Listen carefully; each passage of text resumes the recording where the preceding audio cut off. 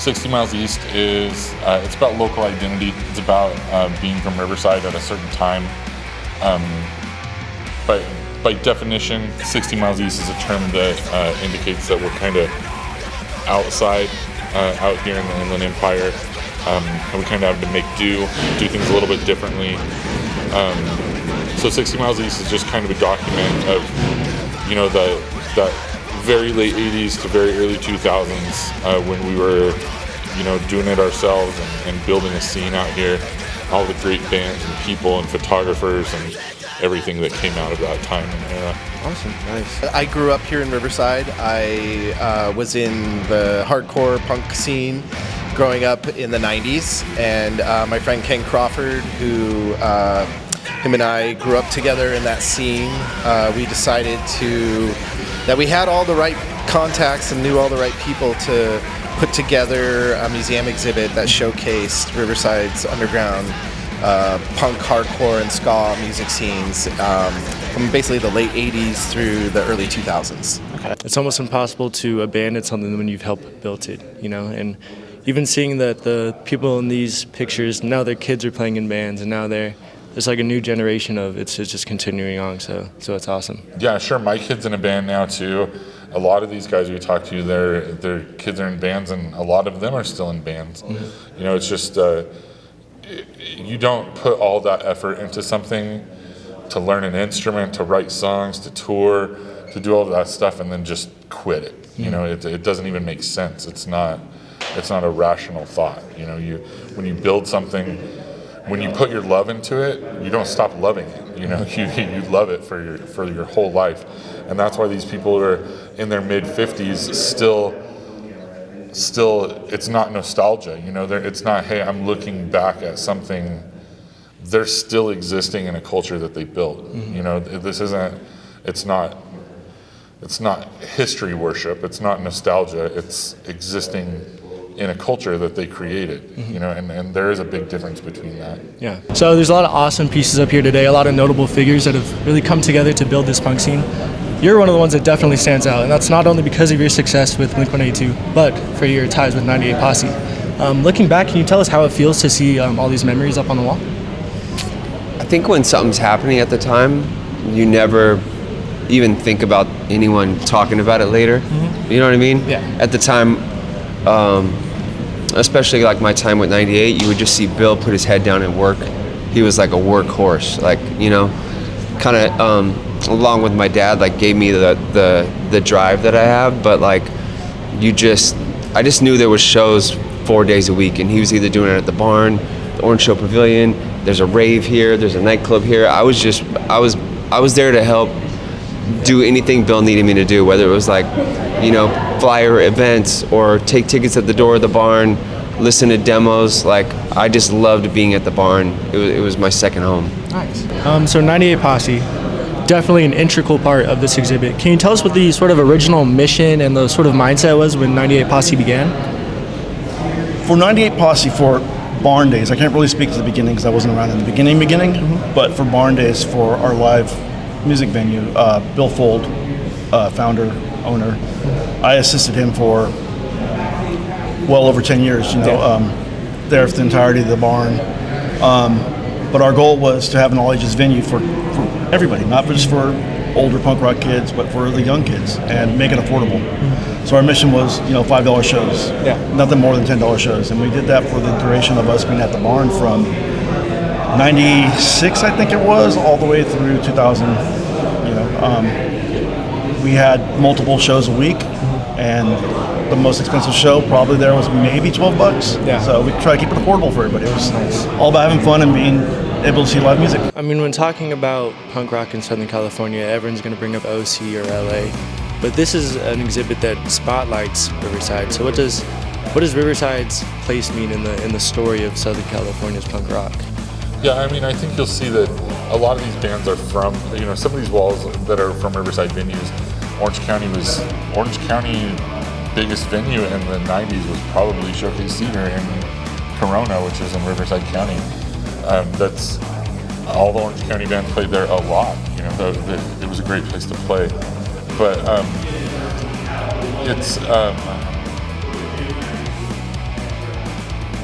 Riverside's a different place. The little story I tell all the time is that, like, if you live in LA and you want to be like a hipster Silver Lake cowboy and only listen to hipster Silver Lake cowboy music, you can find a bar and 100 friends, and for the next year or however long it takes for that not to be cool anymore, you can do that every day of your life. And you don't have to be anything else. In Riverside, especially in the 90s, it was not that way. We weren't a big enough scene to have our little niche movements. You went to a concert and there was a metal band, like a funky metal band, and there was white guys playing reggae, and there was, there was a punk band, and there was whatever else, and you just went to shows, and you went because you liked the energy, your friends were there, it was fun, you liked the music. So I think that was kind of what set us apart, was that we didn't have the volume to be selective. We just had to kind of make do out here. And I don't think that's a bad thing. I think a lot of people, when you talk to them that were around in this era, say the same thing, is that the best part about Riverside in the 90s was the variety of people that you encountered every weekend at shows. Yeah. Within that process of like collecting all these photos from different photographers, was there anything that you wish you could have put in here in the exhibit that just didn't make the cut? Yes, actually, I had this amazing photo of the suicidal tendencies at the barn, and somehow I put the photo in a folder and I forgot about it, and I literally just saw it last week, and I'm like, oh my god, this photo was supposed to be on the wall. Yeah. But it was too late. We had to cut off the time. So that was one photo that kind of got away from me that I was really bummed. Another one was I did a shoot with assorted jelly beans when I was a photographer for the Riverside Press Enterprise. And we went into the 99-cent store right next to Showcase Theater in Corona, and I got this rad fisheye photo of them with like two guys in the cart and the singer Wiley like pushing the shopping cart with them. It's like a fisheye photo that going down one of the rows in the 99-cent store. It's an epic photo, but Press Enterprise has the negatives, and I think those are gone now. So I don't have that photo anymore, and I was really bummed. I really wanted that one in this show. That's really cool. Yeah. Speaking of listening to demos, Riversider Magazine pointed out that when you were with 98 Posse, your earlier responsibility was going through demo tapes, going through tracks, and seeing which bands you sort of wanted to put on. Mm-hmm. At that point, what were you looking for in that music that sort of blew your mind? Well, at the time I was in a band. I was like in a punk band named Feeble, and then I was starting to play with the Aquabats, so my musical tastes were all over the place, but it would be whatever headliner it was. Like if Lagwagon was headlining, I'd try to like look for a band that complemented, whatever the headliner was. But we discovered like some cool demos at the time too, but it never felt like work for me. It was just listening to music, Okay, cool. And I was one of the local bands sort of, so I also just was like at the same place those bands were. So speaking about the barn, it's a little vague. I've heard there's some sort of connection to Golden Voice and the barn and Coachella. Can you tell us a little bit about how all those things sort of play into each other? Yeah, I actually work for Golden Voice full time. Nice. Still there, doing what I do. I'm in a little different role, but yeah, I mean, we became friends with Paul Tillett. I don't know what month it was or what year it was, but it was at the Palace. We met him at a Dance Hall Crasher show, passing out flyers, and he came out and talked to us. And ever since that day, we became friends, and we kind of took over the flyer route for passing out flyers for Golden Voice back in the late 90s. With that, we had the staff to operate shows. A lot of the shows they would do, like the Hootenanny, which is the Rockabilly Festival out in Irvine, we had the staff for that. So we kind of, 98 Posse kind of just was staffing for Golden Voice. Bill and Paul became really good friends. Bill works for Paul, works with them hand in hand for Coachella. Paul came to us the first time he went out to the site to look at it, said he's going to do a festival there. And within the next year and a half, there was a festival, and we were all there in '99 helping out some way, like whether we're driving carts around or setting up signs, or we're doing something. So.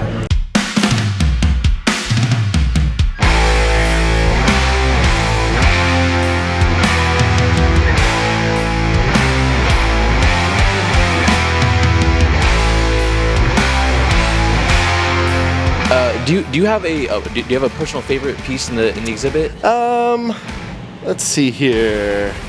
I think one of mine is probably this fishbone photo I took. This is a really cool photo. Yeah, it's a really powerful photo of Anton. Is that it? Yeah, Anton from Fishbone, the singer. This is when I was a photo editor at Transworld Media, which is a magazine publishing company that did skateboarding, snowboarding, surfing, BMX magazines, and Warp magazine, which started the Warp Tour. And so this ran in Warp magazine, but this was like towards the end of the barn. This is, I think, 98.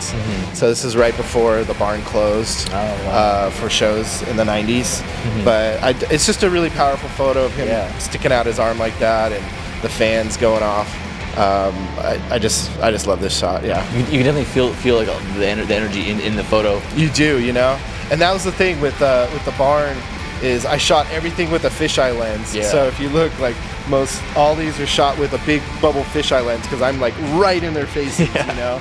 And that's why I loved shooting music, because my background was skateboarding. And skateboarding and hardcore music is very similar. It's all in the timing and anticipation, waiting for them to do the jump, like this photo of the Hatebreed I took, you know. And look at, there's two guys that had flashes going off. Yeah. We all took the picture at the same time. So that I know those are good photographers too, because it was all about waiting for the singer to jump at the right time, get it at the peak moment. First off, there's a lot of awesome artifacts around here. Do you have a particular favorite or one that sticks out to you? Yeah, I do actually. This Punk in the Park poster here is a cut and paste, a mock-up.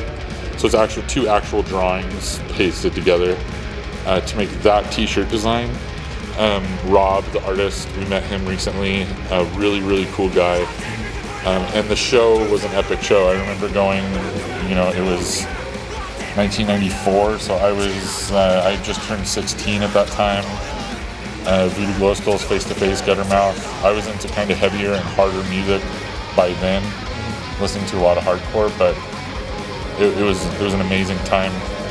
Voodoo Glow Skulls may not be the band I put on in my car every day, but I'll go to every show they play, because they put on a great show, they have a great energy, and they're still having fun 35 years later. Nice. Yeah. And this piece is honestly an example of what it is to be DIY, that you're constantly taking different aspects and you're forming it and you're learning, and it's awesome. I like it. Yeah, and I think it kind of encapsulates what this exhibit is about. Just, you know, if there's another thing that this could teach, you know, a 19-year-old coming in here, is, you know, what things look like before computers and before digital cameras and all of those things. You know, the little bit of extra effort.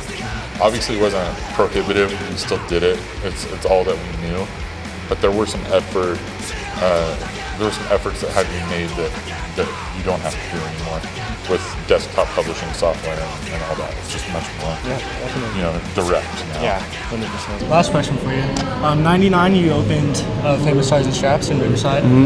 I actually grew up like down the street from there, dude. But I never got to go because I was born in 02. That place has definitely changed a lot, you know, the stores and everything. Can you bring us back and tell us a little about the energy that was coming out of that place in your day-to-day? So I didn't know much. I was just a kid from the Inland Empire. I started paying rent. I didn't know you had to have a license to sell. I didn't have a permit to sell. I didn't have inspections. I just literally opened a store, put product in it, and Famous kind of started. It was originally Voltron Crew, and we used to do graffiti. Yeah. And we just started making T-shirts, and I'm like, man, I probably should do something besides graffiti, like something that, I don't know, Famous Stars and Straps. I said it one day, we started making T-shirts. We threw a crazy show where we completely shut down Van Buren. I think it's Van Buren. Yeah, Van Buren. It was chaos. Like, people were standing on cars. It was awesome. And then, yeah, it didn't last long because I didn't do everything correctly. And luckily I started touring afterwards, but that's like what this was.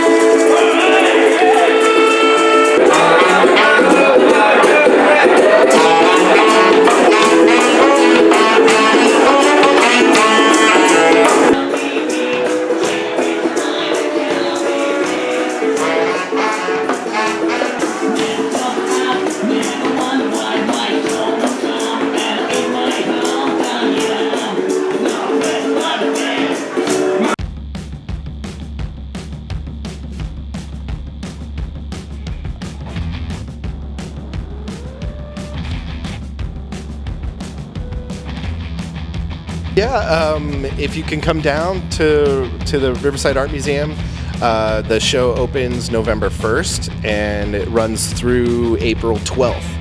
So you have a good 6-month window to come down to the museum to check this exhibition out. So especially parents that have younger kids, I think this is a great way to expose them to the scene that they were in. Yeah. And I think it's pretty well documented in here what happened in Riverside in the 90s with these music scenes. And so I just hope everybody can come from Southern California and beyond, make the trip to this museum to see this, because this is a really special show.